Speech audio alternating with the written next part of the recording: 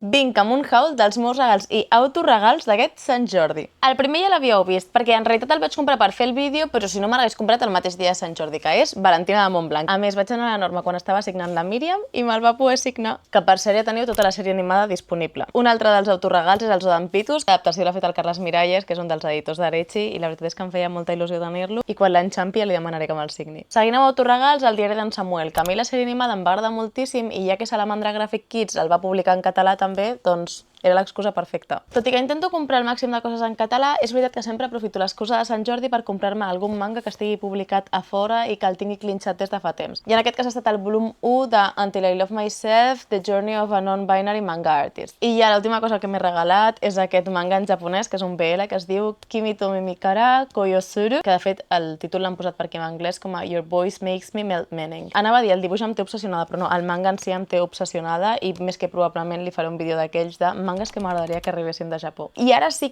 començo amb els regals. Per començar, el meu cosí em va regalar aquesta pulsera tan mona. La meva mare em va regalar aquesta rosa de peluix, aquest conte de Blacky Books que es diu T'estimo tant, que el títol en japonès seria Kimi no Kotoga Daisuki, que és una veritable monada. Mireu que cookie.